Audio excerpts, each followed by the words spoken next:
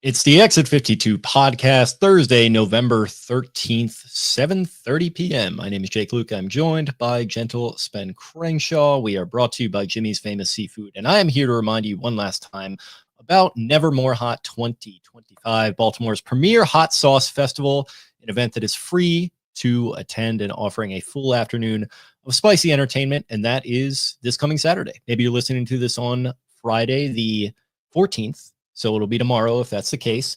And you can show up there, sample products from over 25 spicy vendors from all over the country. There will be spicy food specials, oysters, live music, a festival-exclusive hot sauce from the Black Eyed Susan Spice Company, our good friends. The infamous Spicy Wing Challenge hosted by Def Con Sauces and Peabody Heights Brewery is releasing the festival-exclusive Fire Extinguisher Pilsner to go along with all their other delicious beers. Plus, you get the Dugout, which is one of the coolest arcades around. That is all at Nevermore Hot, Saturday, November 15th. This coming Saturday, everyone, from noon to 6 p.m. at Peabody Heights Brewery in Baltimore. Free to attend. It's going to be a good time. Get yourself out there and enjoy yourselves. Check out nevermorehot.com for details. How are we doing tonight, pal? Doing all right. We have the cold weather and that fun stuff. Somebody hit my parked car this Monday and maybe totaled my car. I was not in it. They allegedly sneezed and rear-ended the car behind me, which hit into my car. So I got the Eiffel Tower of parked cars. I just got bent over both ways. My front's messed up. My back's messed up. So been dealing with that. Geico, I will say, free ad for them. Geico has been giving me like white glove service on everything. Highly recommend. They have awesome service, roadside assistance, crazy good deal. So if you're not happy with your insurance, there you go. There's a free ad for Geico. My deductible, or whichever the monthly one is, just went down a good bit. But I don't know, man. I'm gonna try to squeeze them for more, and if I can't get more, then maybe I will hit up Geico. This is not a paid ad, by the way. We got our paid ad out of the way already. But yeah, there you go. Geico. If you haven't heard of them, check them out. That little gecko, Greg. Congratulations. Hopefully everyone's happy and healthy there. Love that. On Sunday. Hopefully everyone makes it through and you guys can enjoy. Greg, a long time listener for sure. You might hear Tutu rumbling in the background. He's having a tough day. So just actually a nightmare week for me, really. So we got to talk about this witch situation because you go to a witch, you get the Ravens injury curse lifted, car gets hit. You haven't mentioned that you had a tree fall in front of your house as you walk away from the screen.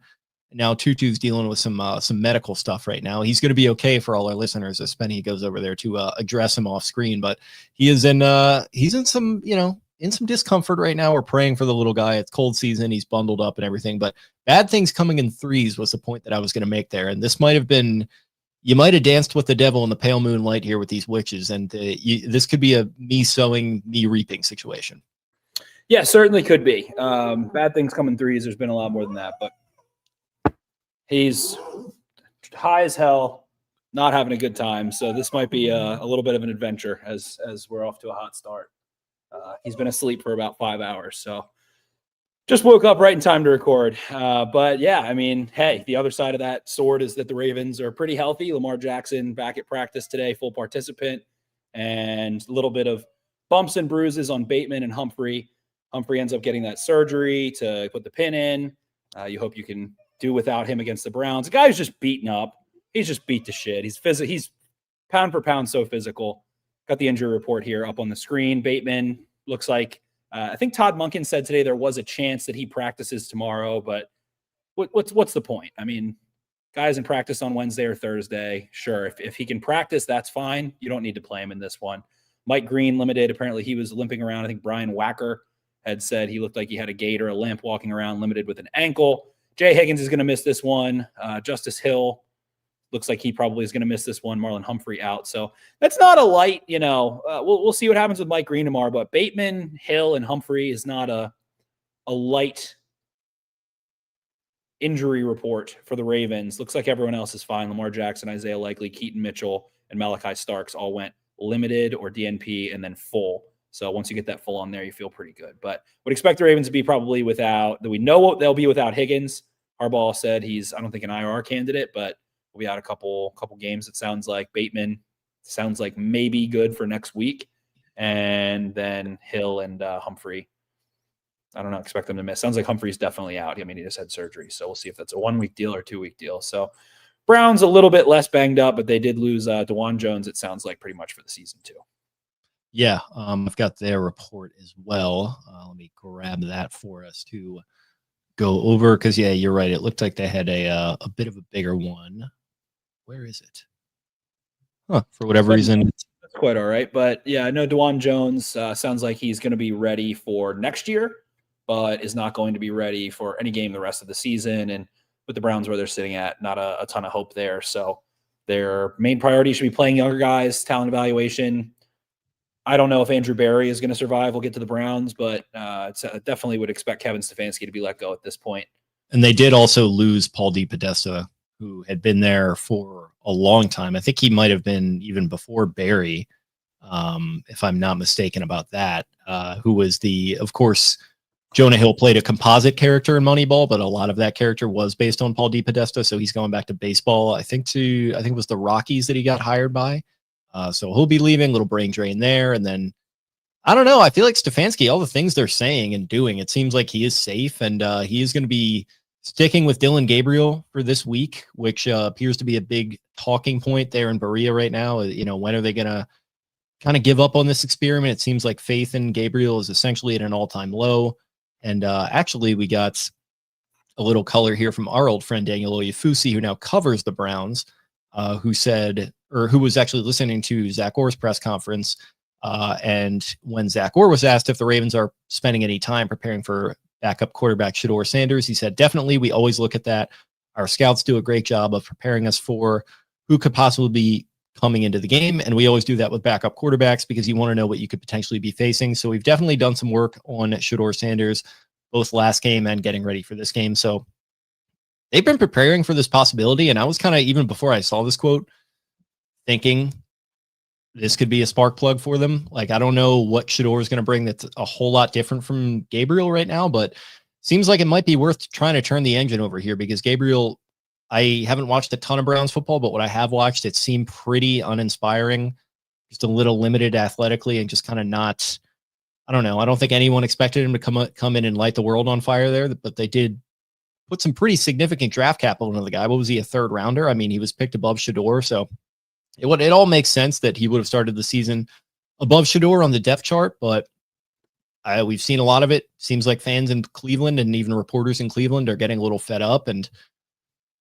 he's not going to start this game. Sanders isn't, but it wouldn't shock me if they threw him in here in some capacity, or, maybe Gabriel gets injured. I'm just like, I think what this is all stemming from is I'm fearing the trap game. I'm fearing the Ravens just get in their own way in this one. And what will be the perfect way for that to happen is for a, young, exciting backup quarterback to get in even in the middle of the proceedings and throw some looks at them that they've never seen. So it's good to hear that they're preparing for that to happen, but I don't know. We've seen the Browns do this before with Baker Mayfield, where Tyrod Taylor started, I think, against the Jets on like a weird Thursday night game. Baker Mayfield comes in and wins it for them.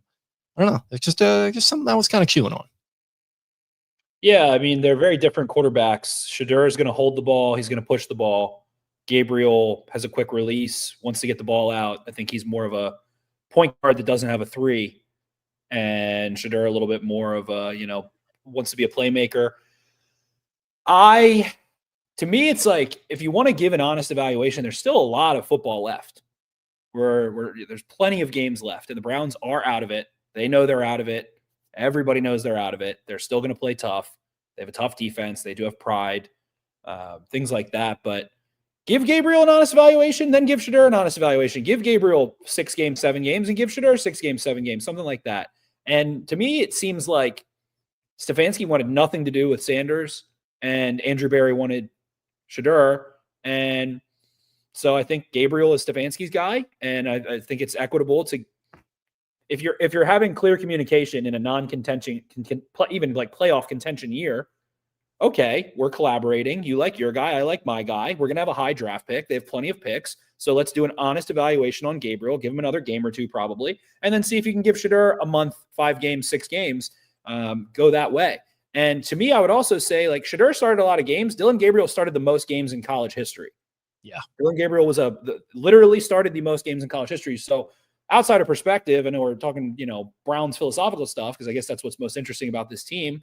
But who's more ready? I would say the older guy who started more. He's their offensive line's in shambles. We just mentioned DeJuan Jones. Their offensive line has been ass. So do you want the quarterback who tends to hold the ball a little more and take a little bit more hits coming in early? Or would you kind of rather have the guy that maybe is a smidge more mobile and gets the ball out quickly, that did start 5,000 games in college? So I think it made sense to go to Gabriel first. I think it would make sense to be able to go through and get a better perspective after a few more games. So all things for the Browns to consider, and give both guys a shot. Yeah, definitely. So I don't know, maybe that will be this weekend in some capacity. It sounds like they're not planning on it, so we'll certainly see. But what else is jumping off the screen to you about this Brownies team as we dive into the preview proper here? I know we like to start with our history, so one thing we could start with, Ravens have already gotten the W over this team this season so far. Obviously, the 41-17 blowout in week 2, where I think you and I and a lot of people thought, hey, nice little level setting game after that traumatic Bills loss, and everything's just going to settle out and smooth sailing from here on out. And now Ravens are sitting at 4-5. They have a chance to dig their way back to a 500 record here, a couple months into the season. But it's worth noting that the Ravens have not swept the Browns since the 2020 season. That is a long time, and against a team that has been largely bad along the way. They've struggled in their division, with it being a good division for most of their history. And obviously they've had their struggles against the Steelers recently. Bengals, not as much. Well, we'll see what happens this year. They're yet to play them. But as far as the Brownies go, it feels like you can always count on, especially these last 4 years, you can count on them being that one kind of trap game on the schedule here. And I'll keep coming back to that term because I think you've got to confront your fears on this one. And the Ravens, I think they should be a little concerned heading into this one, and what's always a difficult environment in Cleveland. And we'll see what the weather lines up as. I'll check that as you take over the mic here from me. But yeah, just kind of general vibe on kind of the recent history between these two teams. What do you think? Yeah, it's been tough for the Ravens. We've seen some Tyler Huntley games. We've seen the game last year where the Ravens dropped 400,000 interceptions. And the Browns, I don't think, have allowed 20 points in Cleveland. Feels like they play with some pride at home. This season, I don't think they've allowed 20 points at home. So that defense still has Myles Garrett. Myles Garrett makes things happen. He is the absolute sun, and everything else orbits around him. He attracts so much attention, still is able to win, and it frees up so many one-on-ones and less attention for other guys. And they do have other playmakers on that defense. So, Quinshon Judkins, a physical running back. Their offensive line has not been good. I think he had 22 carries for 75 yards against a Jets team that had just lost Quinnen Williams. So Gabriel, I think, made it happen. 9 carries, 54 yards in that one. Some little skedaddles from the 25-year-old rookie. But yeah, offensively, it's still going to be turnovers, right? And that's what the Ravens have done so well. They haven't turned the ball over since the bye. They've forced turnovers, multiple turnovers. They're playing on some younger, more inexperienced quarterbacks relative to the NFL. So I think it's just that game last year is an easy one to go look at and say, you pissed that game away. Jameis Winston came in. Like you're talking about, hey, quarterback coming in, monkey wrench. Jameis Winston came in, started pushing the ball deep, and the Ravens broke a little bit, ran, I think, a cover 0 late and let up a big play. So they had opportunities to put that game away. They had opportunities there. I think the difference between this being a trap game, this, that, and the others is the Ravens just don't have room for error. Like they don't have a look-ahead game. Their next week is going to be a similar circumstance for them. So they don't have the fortune. After that too, then it's the Bengals right after. So they don't really have that sleepiness available to them, right? They can't afford to drop games. They are not 6-3. They are not 7-2. They are sitting in a position where losing this game is not a trap. It is death. It is a pit of misery to lose. So I think that brings the intensity up. I think that brings the focus up. I think you can expect to hear them talk about how they had a good week of practice. The bye was not too long ago. They were able to refresh in that regard. We've also heard them talk about how frustrated Lamar Jackson, Ronnie Stanley, and Derrick Henry are. Like their offense is not clicking on all cylinders by any means. They haven't been super efficient. They've been able to make some plays in high leverage moments, but they kicked 4 straight field goals in the red zone last week. They have struggled to punch the ball in around the goal line. So all of that to say, I don't think a trap is possible when you're sitting at 4-5 and you've had such a disappointing start to your season. The Ravens' offensive line has not been good. The Browns have an awesome defensive line. You did already see this team, though. You still have the same 5 guys. They still have the same front. We have a comment here from J-Bo, no trap. The Browns D is legit. Yeah, they're a good unit. And you look at that Jets score last week, 2 of them obviously were return touchdowns. So it's not like the Jets really rumbled to 27, I believe it was 27 points there. But yeah, it's a divisional game. At the end of the day, that's the trap. If there's a trap, it's that it's a divisional game. They know you well. They want to beat you. They hate you. They're sick of you. You're sick of them. And they're physical. They're more physical. Their defense is more physical. We saw that at the beginning of that first matchup. And I'll say this too, like Lamar looks like he's going to play in this one, but he's not 100%. He's not feeling good. Got stepped on before the season, had the hammy, his knee's sore. It's getting cold out. It's going to be outdoors in Cleveland there. I don't think he's feeling great. And we've seen the Ravens go to the quick pass game well, a little bit more so. We haven't seen him really looking to open up and stride out, and I think that makes sense. They just need to not turn the ball over, play a little bit more like the Eagles against these kind of lesser opponents, especially the Browns offense. Play keep away, run the ball, don't make any mistakes. I tweeted a little while ago, Ravens are 5th fewest penalties in the NFL. So, yeah, and we have Curtis Green here because Zay Flowers about to go off. We can get into that kind of stuff. But, you know, what the Browns do with their aggression does lead to explosive plays down the field. Yeah, you tweeting that kind of right before we got going here, like it didn't totally shock me because I knew they were toward the bottom of what they're usually at penalty percentage wise.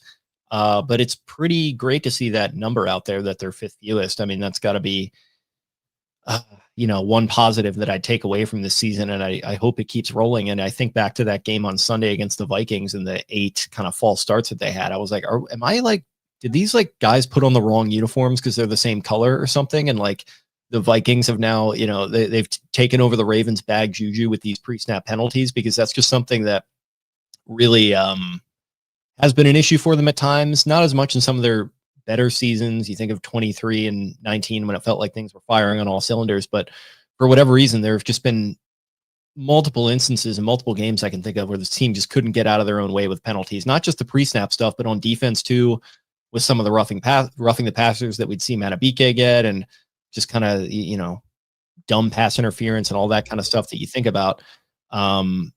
It's just really nice to see them having that cleaned up. And I think that could be one way to get your way past a team like this, is just play within yourself, not get, don't get hot if a call goes your way or a big play goes, or if a call doesn't go your way or if a big play goes against you, and just kind of be the more mature team, which you are. Know who you are and be that. Right. And the Ravens have been getting to the quick pass game. I don't think Lamar Jackson feels great running wise, but it's not like he's been so limited that he's unable to maneuver, move, and make some plays, be a playmaker, all that good stuff. So I think it's a good test continued off of those couple of weeks against the Dolphins, against the Vikings and Brian Flores. You're going to get another team that's aggressive, another team that likes to blitz. And they're going to press and blitz. They're going to play man and send 5 and have more traditional man press, old school blitzes that you're going to need guys to get open. I think that's why they struggled against the Browns. Like, I don't think the Ravens have been crushing press man coverage. We had the comment here from, I think it was, Curtis Green. Zay Flowers about to go off. I want to see these guys beat man coverage cleanly and have some timing and rhythm to those intermediate and kind of 5-step routes as well, those short and intermediate routes where you can manipulate in breakers. I want to see them use trips to be able to clear out traffic and see if you can get an inside corner on an outside route, things like that, make them sift through some traffic. So all that to say, again, that I think it's a good progression. It's good learning for this offense, and an offense that's still kind of trying to find themselves. Lamar did miss time, right? That's the other end of the sword. Like, it's not like they've had continuity kind of on the offensive line and relatively in the playmakers, but the quarterback's been bouncing around. They've had 3 quarterbacks take somewhat substantial snaps this year. And Lamar missed, the end of that Chiefs game, probably some 2-minute stuff, and then ends up missing against the Texans, against the Rams, and against the Bears. He missed 3 games. This is his 6th start, 4 and 5, 9 games, missed 3. Yeah, 6 starts. So a little behind the 8 ball there. I think he's been good, but it's just continuing improvement. And yeah, the red zone was an issue last week on the road against a defense that likes to blitz and likes to cause havoc. And they wanted to get the ball out quickly, and they wanted to be able to run the ball, and they weren't able to do those two things successfully until they end up having Lamar kind of run that quarterback power and pull the ball and get some lead blockers. So can you achieve, like, it's good growth, learning, and development for the offense. Like, can you achieve without having to dial up Lamar's legs? And I think we're seeing them use it sparingly. They used it on that big 3rd and short, and then they used it again in the red zone when they had struggled so much. So it kind of feels like it's their emergency fail-safe in the red zone is to utilize Lamar's legs. I mean, he did kind of roll out on the pass to Andrews, so it's still an element. He's not like hobbled or anything, but they're definitely trying to lighten the load. They did the QB power too down in that area, and he had the little hurdle there and almost scored, which was a nice one to see. I think that was a 3rd down call. It felt a little more creative than kind of what I've been talking about, where Todd doesn't seem to be adjusting for personnel and all that kind of stuff. Totally different conversation, but that was nice to see him pull that one out of the bag. Yeah, it definitely was. So, yeah, a lot. Did have some clips here. Wanted to talk about the rookies and their development and the runway that the Ravens have against this kind of poor schedule of offenses. Dolphins have had some nice moments, but not a clean pass game. Vikings, not a clean pass game. Browns, not a clean pass game. Jets aren't going to be a clean pass game before they maybe get Joe Burrow or Joe Flacco, who have been, the Bengals have been lighting it up. So building up confidence for them has been huge. First one I kind of want to look at here, talking about this Ravens defense. Obviously, those interceptions are huge. We're going to take a look at Malachi Starks on the back end. Very, very back here. We're going to highlight him. He is going to come up and save a touchdown to me. Like, Marlon Humphrey's got one hand. Malachi Starks was calm as the emergency, the safety. That's what a safety is. They are the player that prevents it. So really nice physical tackle. I'll rewind that one more time, but you can kind of see all this space around him. And Humphrey couldn't really make tackles. He could, grab one with one arm and see what he could do with another and try and rip around. But look how calm Malachi Starks was, just working through on an explosive back and Aaron Jones.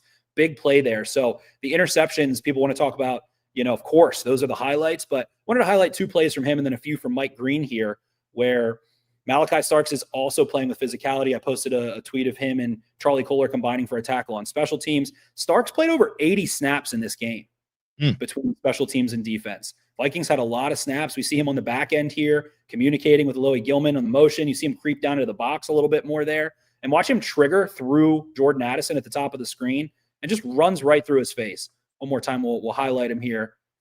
Runs right through Jordan Addison's face. He's playing with confidence. Mike Green also playing with confidence. So I'm really excited to see these rookies playing physically. They are not holding back. They are not leaving anything out there. They're not playing with indecisiveness, which I think we saw from sometimes just a little tentative, right? I think Mike Green had a tough little bit of a go, and we'll see the reverse angle from the end zone here of him running through Jordan Addison. But I think they're playing a little tentative, trying not to make mistakes as opposed to just cutting it loose and making plays. I think having Kyle Hamilton around the line of scrimmage and these 2 safeties back there, Malachi Starks and Aloy Gilman's been a huge, huge benefit. Look at Starks just run right through Jordan Addison's face one more time. It's going to happen right by Kyle Hamilton here, right through his face on this little crack toss.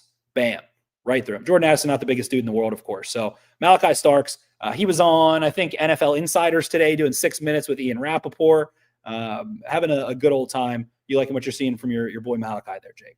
I definitely am, and I think I wouldn't make excuses or use this as an excuse, but my God, these rookies faced a freaking gauntlet. I mean, the whole team did schedule-wise. I mean, you start out with Josh Allen in week 1, and then you play this Browns team in week 2, and you beat them handily through the help of your veterans. And then week 3, it's Jared Goff, and you're getting absolutely punked by that offense and all the options they have on offer. Then you got to go to Kansas City, and then you're playing the Rams and the Texans with one hand tied behind your back with Lamar out. And it just felt like they didn't have a chance.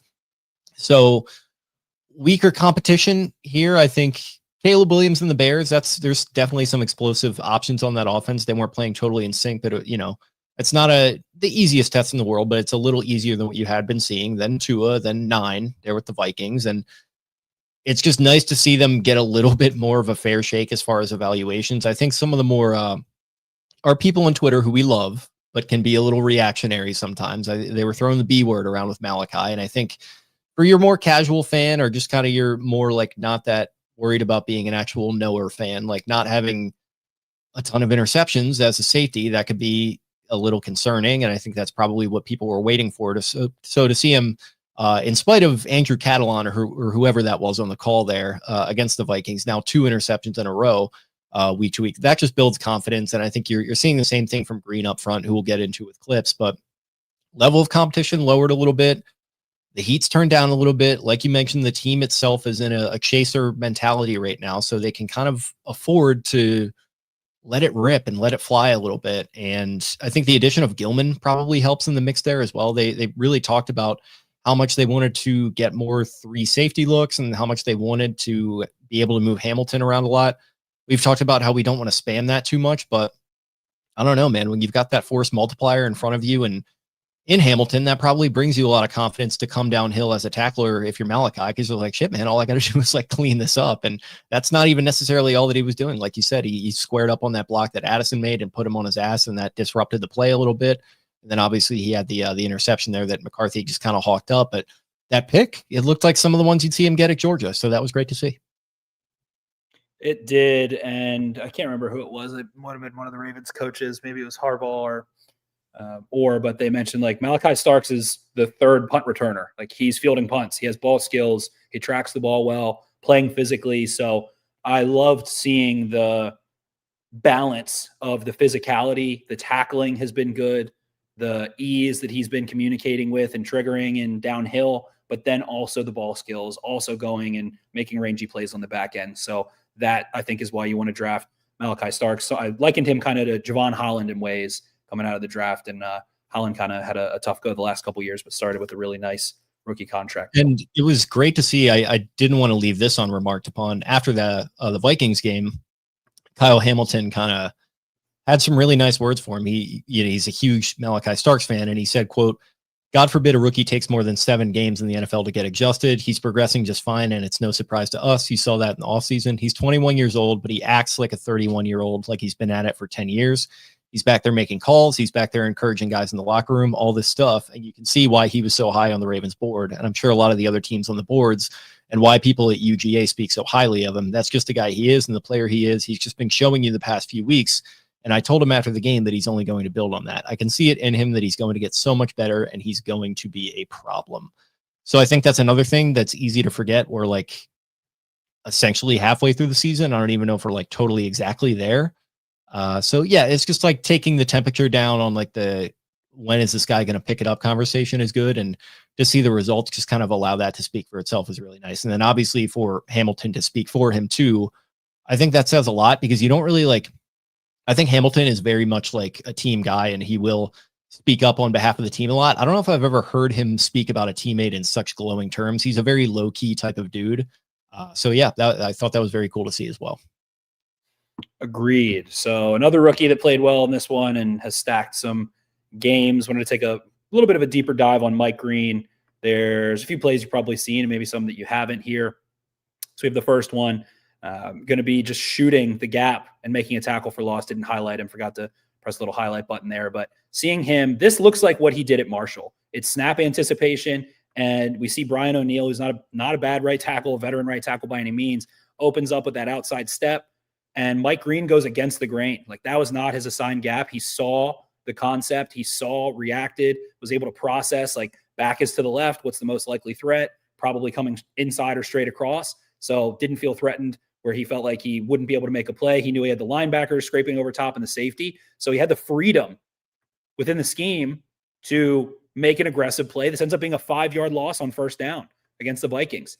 Huge play. Looked just like what we saw at Marshall. So thought that one was super impressive from him. Just seeing it pre-snap, believing in it, liking your read, and getting through it. A nice one there. I have a couple more to share. The next one here, we're going to see him lined up on this side of the field a lot, on that right side, a little bit more than the left side, it felt like in this one, but doesn't end up being a hit or a pressure even. But I just love seeing the bull rush that he had that stalled out. And my favorite pass rushing move is simply push-pull. It is a bull rush, grabbing their jersey and ripping through it. Just use their momentum to slingshot yourself. So I really love to see that move. He had stalled out early. They played the Bills. He was kind of getting manhandled against Penny Sewell as well, which, hey, welcome to the NFL, Rook. But that's Darrisaw. Darrisaw's been beaten up. Darrisaw's a high-level, highly paid, technical, strong player and was able to just work around him. Like, did Darrisaw do his job? Absolutely. I just like seeing the motor keep going. I like seeing the hands stay active there as he fights. So a couple other quick hitters here we can get through. Next one here, a play against the run. Again, kind of similar to that big stop he had. We're going to see him crash inside against the grain and then Buchanan replace. Like, look at the mess that Mike Green created by crashing inside there, which ended up with Okoye able to make a play over top.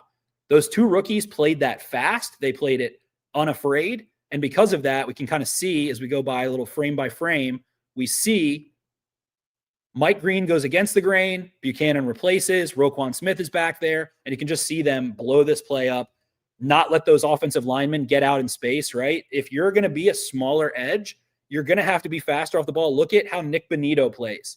Like, that is the kind of athleticism I think that Mike Green has and how he needs to win. He needs to win being fast off the line with get off, with aggression, and be able to use his skills that create a mismatch. It didn't feel like he was. It felt like he was trying to, have stalemates with these big dudes. Mike Green's 6'2", 245, 250, not going to be able to do that without some get off, without some aggression, without seeing it, believing it, and getting after it. A couple other quick plays here.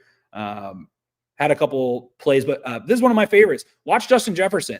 Oh, hey, if they put Justin Jefferson in the backfield, they're probably going to want to do something creative to get him the football. So Mike Green just takes him out of this play. Instead of rushing the passer, he communicates to Buchanan there, hey, you go inside, you watch that gap against the run, and then he just goes and smacks Justin Jefferson. And look what happens. The quarterback takes off. Like, then Mike Green goes and hounds him down. This whole thing is a response, to me, of taking Justin Jefferson out of the play. McCarthy wanted to drift his eyes there, scrambles, and then who chases him down? Mike Green. A couple other quick ones here. What do we got? All right. This one, we're going to see, again, cross chop. Doesn't win here. Like, you guys have seen his wins. Baldy posted it. I know Cole did a big video. Doesn't win here. Short set, uses that cross chop, gets off the ground, and Darrisaw's with him, so he uses his hands and uses momentum against him and throws Darrisaw off to come free. How many sacks do you see where a guy, like, stops in their tracks and then just tracks back towards the pocket? Like, we see the fancy cool ones where you win around and you dip and all that stuff, but a lot of sacks, like, hey, the quarterback stepped up through the pocket and started to run, and you were there, you redirected back to the pocket. That's why he had so many sacks at Marshall. He understands where a quarterback will go. Look at where the space is. If McCarthy was going to take off, Mike Green was going to be right there. So just a lot of smart plays from him. He's playing with confidence. He's playing with aggression. I think I have one more here as well. So we're seeing a whole bevy of moves. We see a screen now, I think, on this. Yeah, this one's a screen. So we're going to see him be alert, alive, and awake to the screen, get his hands up to it, know what it is. You can kind of see him. He might have got a hand on this. This ball goes higher. He at least forced McCarthy to have to put it high. But we see him get his hand up. And if you watch, you can kind of see him upset. He wishes he kind of volleyball set that ball at the back end of that play, puts his hands on his head because he wishes he made a play on it. So plays against the run, plays as a pass rusher. Even on the plays where he's not getting pressures and wins, he is working. He is using technique. He is using get off. So a huge game, I think, for Malachi Starks, a huge game, maybe not a huge game from Mike Green. Travis Jones, people are shouting out in here. The Ravens did Wired. They talked about him shedding blocks more violently. It's kind of like he just forgot how strong he is to get blockers off of him and was just ragdolling guys again. So that player that we've seen out of Travis Jones since the bye, and maybe it's a health thing, you never know, that is an expensive, high-paid, high-impact interior rusher, run defender, and that's what the Ravens need so desperately right now. They've needed him to step up, and he has been. So a little bit of Starks, a lot of Mike Green there. Really happy to see those guys developing. I think having this cupcake schedule and not having the fear of playing that gauntlet, but also the scar tissue of knowing, hey, it didn't look good on tape when we look back because you weren't playing with that aggression and that confidence. So a lot of good stuff out of the rookies. Yeah, no, it's good to see. I think he had a spin move as well at one point that I made an audible little woo at. Like that kind of takes a lot. That's usually reserved for Lamar. And usually it's preceded by, oh my God, throw it away. And then a little bit of a, oh no, BU Lamar Jackson, whoever it was. It might've been Eddie Jackson last year that had that great quote. But yeah, no, that was nice to see. And yeah, they're coming around right at the right time. I'm curious, like, is there anything that Orr is doing that's like helping to facilitate all this? Because that's a guy that is not totally out of the crosshairs. I don't think. The Heat has obviously been turned down on him the last couple of weeks, but I don't think anyone's confidence is going to be fully restored in him for a long time. So I'm wondering, like, is there anything that you're seeing where he's like setting any of this up, do you think?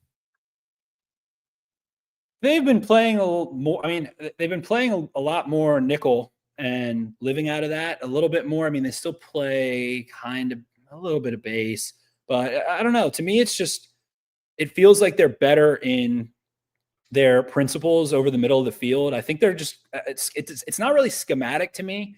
Being able to have Hamilton run picks and have him and Roquan that are creating some chaos rushing the passer, having some health back, those things are all nice. Like, dialing up those stunts and calling those are a little bit better. They're playing they're playing bad quarterbacks, I think, first and foremost. But I've seen just generally, like, every player over the middle of the field, Alohi Gilman, since they've got Gilman, they've been more quick to end plays. Like, the Ravens, when they've struggled, the middle of the field has been an issue. That's where teams have to beat them. You don't see them beating them down the sidelines. The run game was an issue earlier this year. I think a lot of that was health related a little bit more so. But I just see Roquan Smith, Teddy Buchanan, Malachi Starks, Alohi Gilman.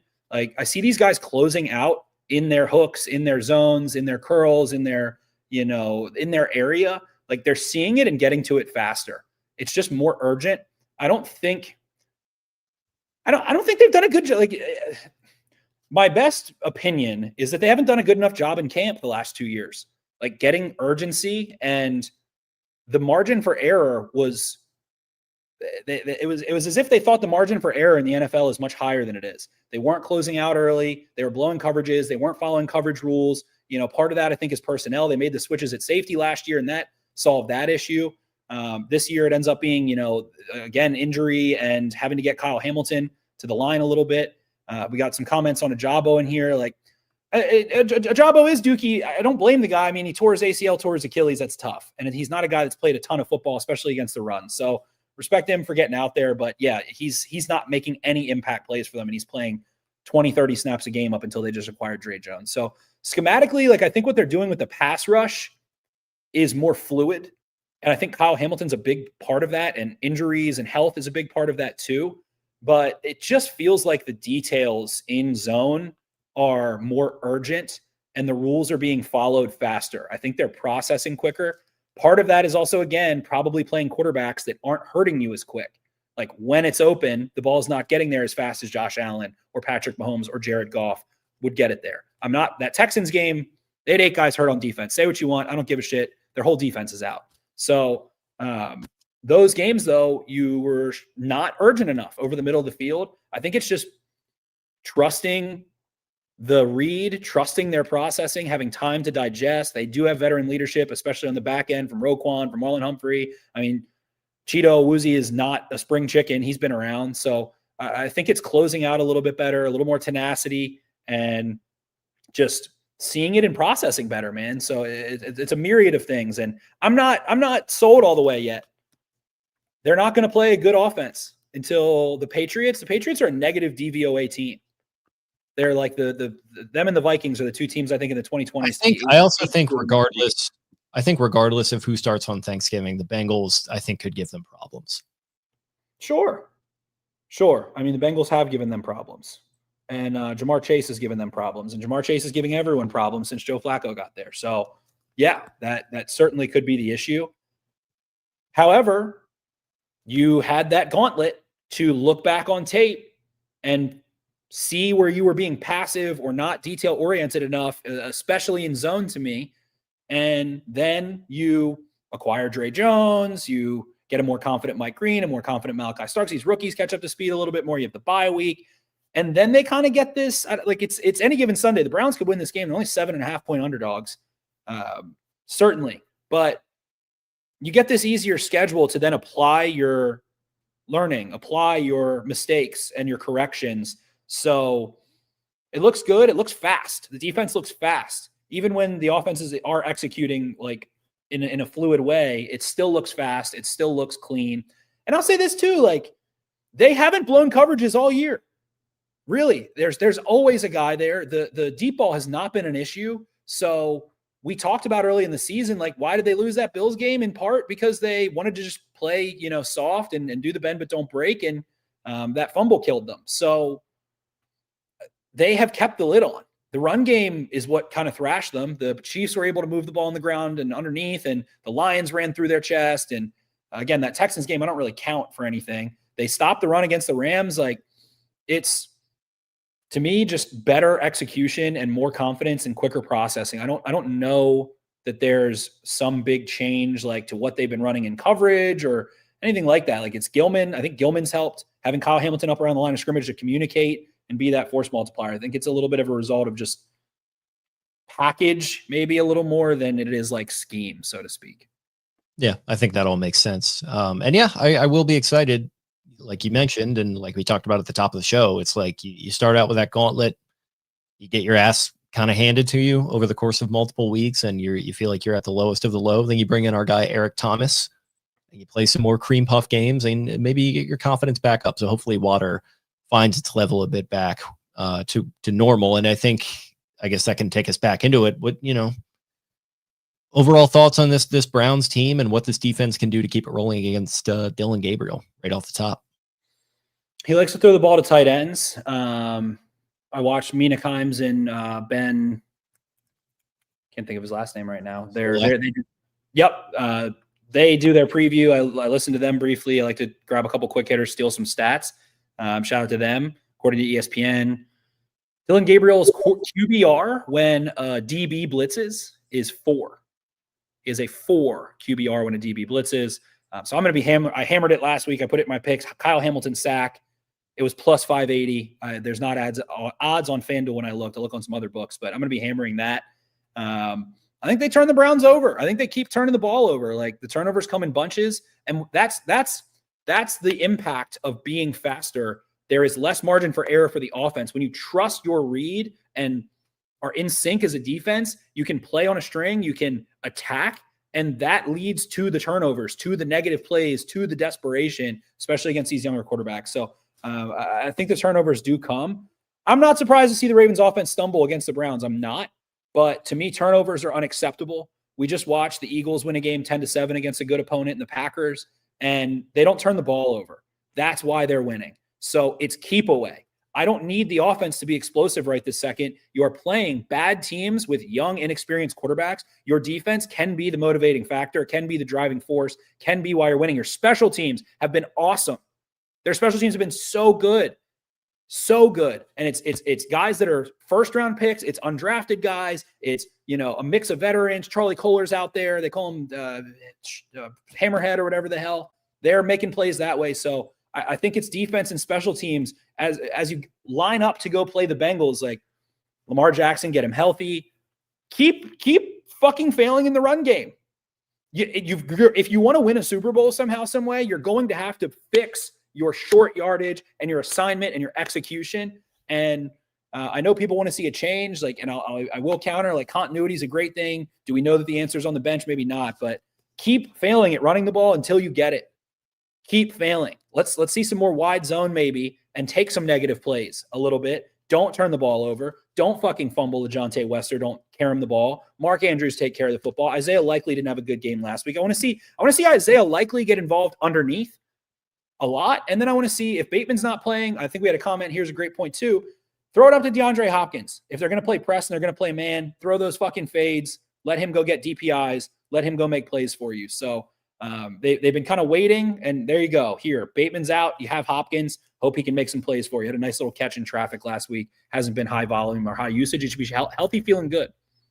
Yeah, and Tez Walker maybe getting in the mix too. I think that could help. He's a little bit more of a space eater, kind of similar to a Bateman, I would think. So yeah, I'd be really intrigued to see them try to get him into the mix actually, as opposed to just having him score touchdowns, maybe, make some plays around the sticks or something like that. And shit, man, it sounds like you're describing this first matchup we saw against them where they were trying to pound the rock with Henry. They were trying to get it going. They could not get anything going on the ground in that game. So they said, screw it. We'll go quick game. I think Lamar ran it a little bit and a couple bombs to Hopkins, and you pull away in that one. It feels like you've got the talent on the offensive side in the passing game to overwhelm if you have to, but I think you're right. Just winning that turnover differential, that's pretty much all you need, and not take too many bad sacks against, again, a defensive line that has some talent. But if you manage to avoid sacks and turnovers, you're generally going to beat a team that is worse off than you and doesn't have a quarterback with nearly the experience or the skill. Agreed. So you want to see this be a special teams game for you. And I think it's easy to look and say, oh, the Browns just allowed 2 return touchdowns, so you should have return touch. What do you think they're talking about in practice this week? I mean, I would imagine they're going to be a little more buttoned up than that. So does that mean you can fix things in 1 week? No. Does that mean the Ravens might find some things? Yes. But still want to see the special teams and defense be the driving force. Your offense is having some struggles. Your defense has put you in a shit position against the Lions, against the Bills a little bit. I'll always go back to that Henry fumble, and against the Chiefs. Chiefs was weird. But yeah, be the driving force. That's how you get the confidence. That's how this defense can be of the caliber to go win playoff games, is being the driving force. And that's what we saw, I think, in Mike McDonald's defense. The offense could take their foot off the gas a little bit, take care of the football, and the defense would make plays, get the ball in better field position. And with the special teams playing the way it is, I think the Ravens are, it's a great opportunity is still before them, these next 2 games. And that's why I don't think they're trap games, other than the fact that you're playing a divisional opponent this week. Like that, it makes it even more. I think that makes it, I said more, but it's less. Like, the Browns are going to give you trouble. They're going to give you trouble. So make this the game where you hold them to 6 points offensively and take the ball away 4 times and have 5 sacks on a rookie quarterback that has a bad offensive line.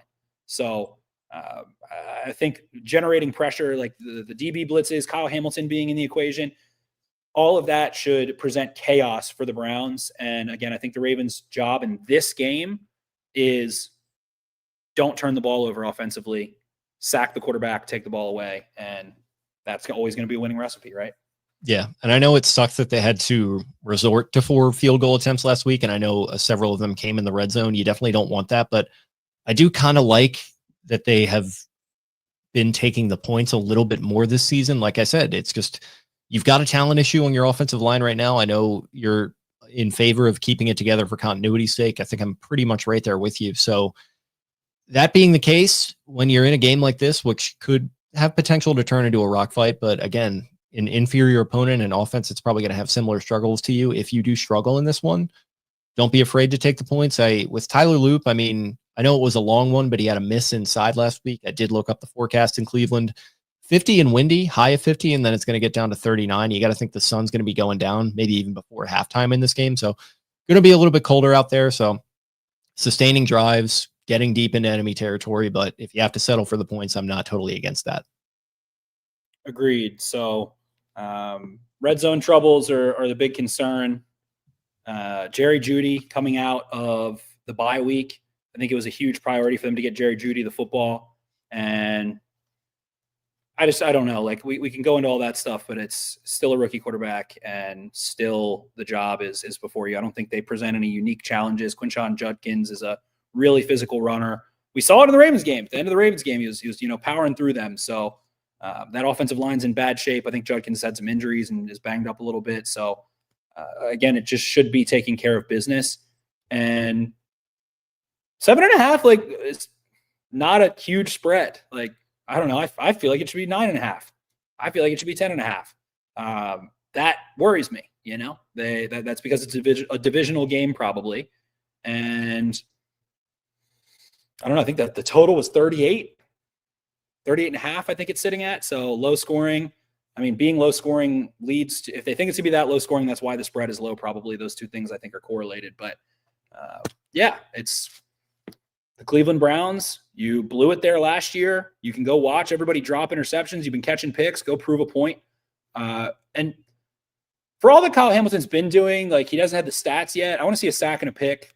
I want to see a forced fumble. I want to see him have, his kind of signature game. He's made some big plays against the Browns. He's also had that kind of signature muffed interception at the end of the game. So I want to see him redeem himself and, have 2 sacks or have a pick or have a game-changing play, score a touchdown in this game, something like that. Give him a little cherry on top. That's kind of the fan fiction that I've created for myself. All right. Anything else before we jump into predictions? I think that the Ravens, we can get into it. I think the Ravens, I think they're playing conservatively in the first half. I think it's a good thing. They have played better in the second half. Their offense has played better in the second half in these games. So I do think we maybe see them stumble out of the gate again. I said it last week before that game. against the Vikings. I'm not shocked to see this be a really close game, low-scoring game in the first half. I'm not surprised if we see another one.